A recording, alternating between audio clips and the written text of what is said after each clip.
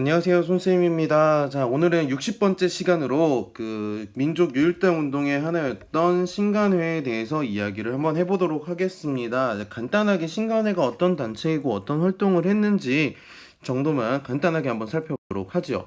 자, 1920년대 민족운동의 흐름이라고 얘기하면서 선생님이 계속 정리를 하고 있습니다.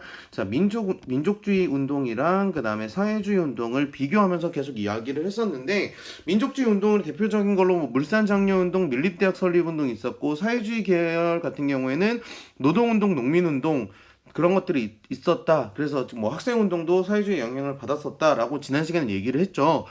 그러면서 타협적인 이제 민족주의자 민족운동으로서 자치운동 같은 것들이 있었다라는 것들도 있었고요. 그 중에서 이제 민족주의계에서 비타협적인, 그러니까 일본이랑 타협하지 않겠다는 민족주의자와 사회주의자들이 합쳐져서 만든 단체가 바로 이 신간회가 됐습니다. 자, 그렇다면 민족 유일당 운동이 어떻게 전개됐는지 한번 보면은요. 국외, 우리나라 밖에서는 1차 국공합작에서 영향을 받습니다. 중국의 민족주의 계열이라고 했던 국민당과 이제 공산당이 합쳐져서 같이 독립운동을 하자라고 얘기하면서 우리도 그렇게 중국처럼 해보자라고 해서 중국 각지에서 민족유일당 촉성회가 조직이 되게 되고요. 그리고 지난 시간에 봤던 60만세 운동의 영향도 받습니다. 그래서 민족주의 계열이었던 그 천도교 종교 계열과 사회주의 진영 간의 연대 공감대를 형성하게 되고요. 그러면서 이제 사회주의 노선이 변화가 됩니다. 이게 바로 그 대표적인 게 정우회 선언인데요. 이 정우회 선언을 통해서 민족주의 진영이랑 연대를 하자. 근데 타협적인 민족주의가 아니라 비타협적인 민족주의 진영과 연대를 하자라고 이야기를 하면서 사회주의와의 연대를 그리고 민족주의와의 연대를 각각 서로가 모색을 하게 되는 그런 모습을 볼 수 있습니다. 이게 바로 정우회 선언이라고 볼 수 있는데, 정우회 선언을 한번 읽어보면 우리가 승리를 향해 구체적으로 전진해 가기 위해서는 현실적으로 가능한 모든 조건을 충분히 이용하지 않으면 아니 될 것이다. 따라서 민족주의적 세력에 대해서는 그 부르주아 민주주의적 성질을 분명히 인식함과 동시에 그것이 타락한 형태로 나타나지 않는 것에 한해서는 적극적으로 제휴하며 대중의 개량적 이익을 위해서라도 종래의 소극적 태도를 버리고 분연히 싸워야 할 것이다 라고 이야기를 합니다. 여기서 이야기하는 여러 가지 단어들을 좀 보면 여기서 이야기하는 승리가 과연 무엇일까요?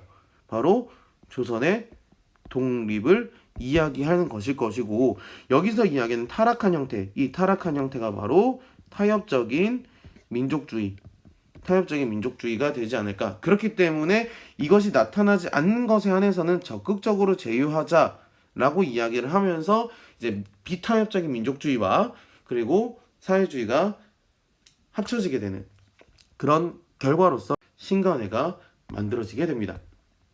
그래서 신간회 보시면은 얘기 나와 있는 것처럼 비타협적 민족주의 그리고 사회주의 그리고 전국적인 지배를 통해서 최대 규모의 대중적 정치단체로 성장합니다. 이게 비슷한 단어였던 신민회와랑 다르게 공개단체였어요. 신민회 같은 경우는 비밀단체였지만 신간회는 공개단체로서 전국적인 지배로 활동을 하고 지난 시간에 봤던 광주 학생 항일운동을 후원하기도 했었고요. 이것이 바로 신간의 강령인데요. 여기 나와 있는 것처럼 단계를 공고히 하고 기회주의를 부인한다라고 얘기하면서 타협적인 민족주의자, 자치운동을 하는 사람들과는 아예 선을 긋겠다라고 하는 움직임을 볼 수 있습니다. 지도를 보시면은 도별 신간의 지회수가 점점 되게 많죠. 20, 10, 6, 7, 9, 11, 37, 22 등등등등 여기에 참여한 사람들이 농업을 가지고 있는 사람들도 마찬가지고요. 직업 마찬가지고요. 이런 식으로 전국적으로 활동하고 그다음에 공개 단체였다는 거, 이것들을 여러분들이 좀 기억을 해주시면 좋겠습니다. 하지만 신간에도 시간이 지나면서 타협적인 노선이 등장하기 시작합니다.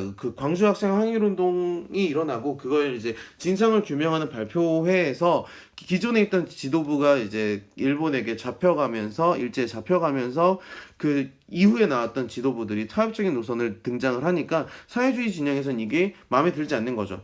그리고 나서 국제적으로도 공산주의 운동의 흐름이 변화하면서 협동을 하고 있으니 협동이 되니 이제 공산주의, 우리가 얘기했던 사회주의 사상과는 맞지 않는다라는 부정적인 인식이 펼쳐지게 되면서 신간회가 해소, 자연스럽게 서로가 흩어지게 되는 그런 결과를 맞이하게 됩니다.